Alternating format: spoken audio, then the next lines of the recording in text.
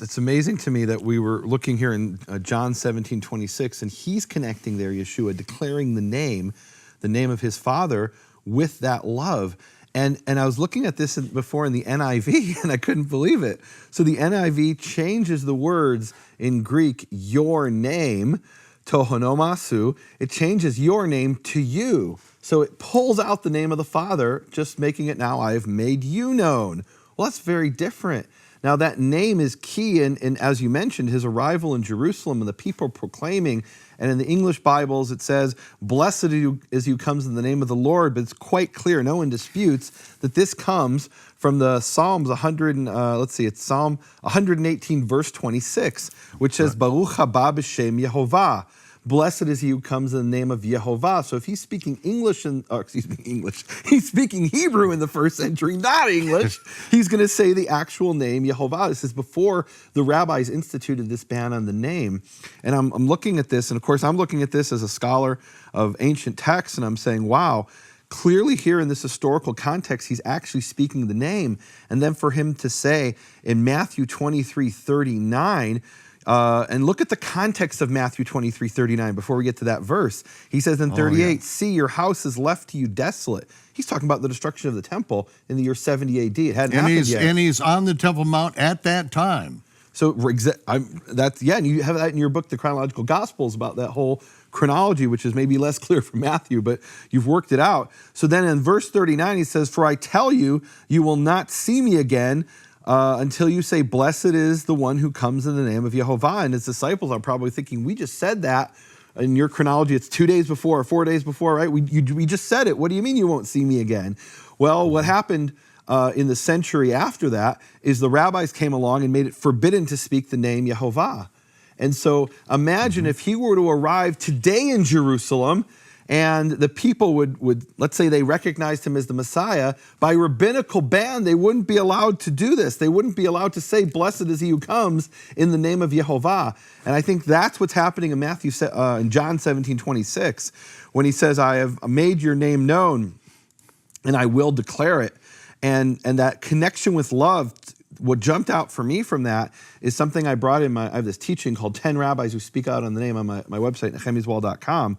And there I bring this verse, and I'm not thinking about John 17 when I bring this verse. I'm thinking about what the rabbis are saying. It's Psalm 91:14. It says, because he has set his love upon me.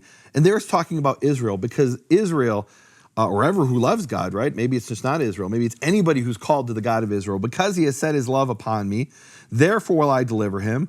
I will set him on high, because he has known my name. So here in the Bible, in the book of Psalms, is a connection between loving the Father, setting your love upon the Father, and knowing his name.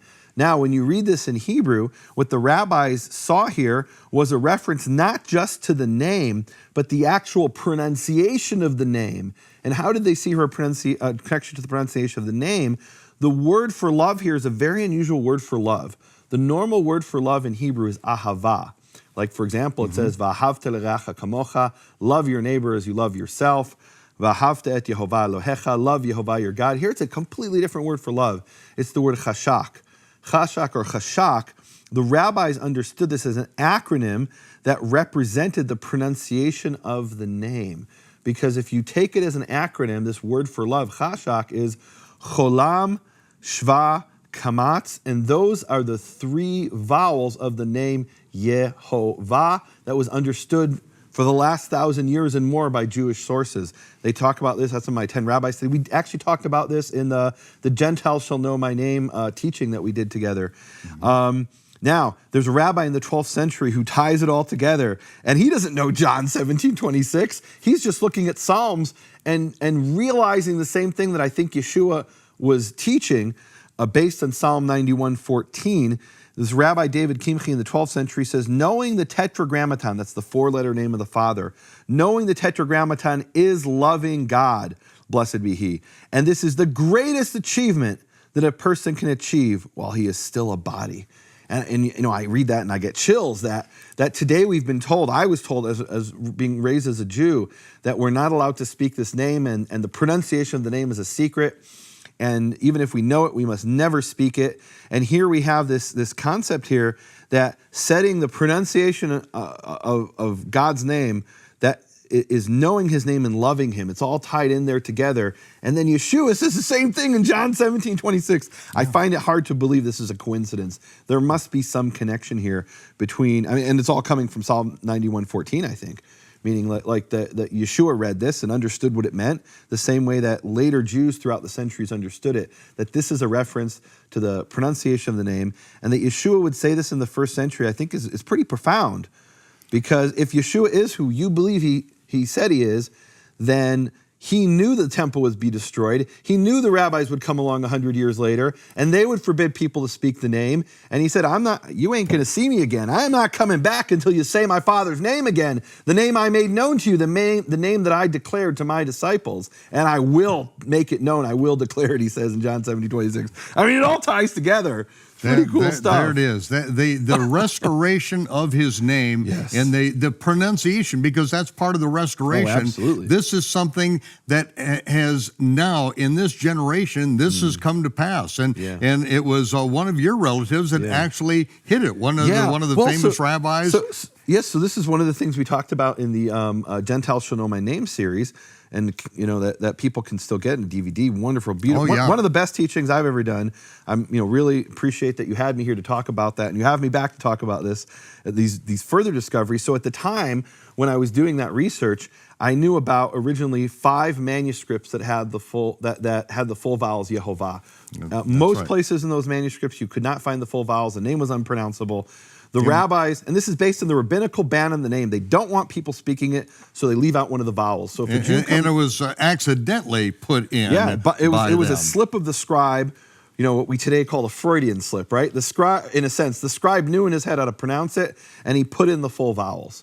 And it happened 7 times in the Aleppo Codex, about 50 times in the Leningrad Codex, and then we found it in other manuscripts. Well, I had found these 16 rabbis who explicitly said the name was Yehovah. I want to bring one of these. And this is the one who you mentioned, who turns out he's my ancestor. He's my 11th great-grandfather. And the context here is amazing. He starts out this letter that was never supposed to be made public. Mm-hmm. He's writing to another rabbi. He says, "Know, my beloved, how extremely difficult it is to put things like this in writing, and even more so a letter sent about from place to place concerning the vowels of the Tetragrammaton, which are Shva, Cholam, Kamatz."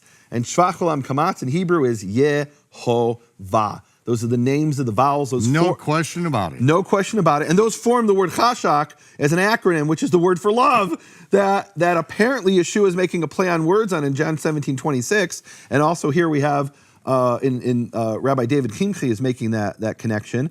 And he goes on in the letter. He says, and he talks about his grandfather saying the same thing. And he talks about his grandfather wrote a book. And it says, because of its immense holiness, it was never printed, that it not be used by those who are not worthy. In other words, he's writing a letter with information that he's explicitly telling you is meant to be kept secret. Mm-hmm. This is never meant to be get out to the public. Michael, this is the WikiLeaks of the 17th century. That is, these are these literally secret communiques that we now have access to. And why do we have access to them? Well, he goes on at the end of the letter. He says, "I have one request, that you hide this letter in a pure and holy place and not allow it to be passed around here and there." And the other rabbi wrote back and he said, "It's hidden in my vaults." So why do I know what it says in the letter of my 11th great-grandfather, who quotes my 13th great-grandfather, his grandfather? How do we have access to this information? Well, a couple things have happened. I mean, we live in an era where knowledge is increasing, as it says in the book of Daniel, chapter 12. And that's part of what happened. But in 1618, my 11th great-grandfather died. And his disciples went to his office, gathered up all his letters, brought him to a printing press, and printed them in a book. That in itself wasn't enough for us to know about it today. I was able to find this because scholars for the last, since the 70s, I mean, I'm bad at math, 4 decades, have been typing in letter by letter as every word of rabbinical literature. And today I can go and they haven't finished, right? They've only done 100,000 books from the last 2,000 years. But I can search those, and that's how I found this letter. From 1608, which is then printed in 1618 and then typed up sometime in the last 40 years. So I can now access this information. Imagine that. This is one page out of 100,000 books, and I was able to find it. I mean, if you look at what happened with WikiLeaks, all these emails were released. Well, releasing the emails isn't enough. How do you search them? There's tens of thousands of emails.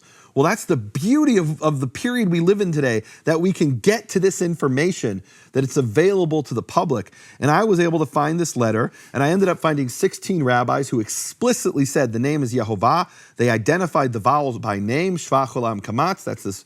That formed the acronym Chashak, which is love.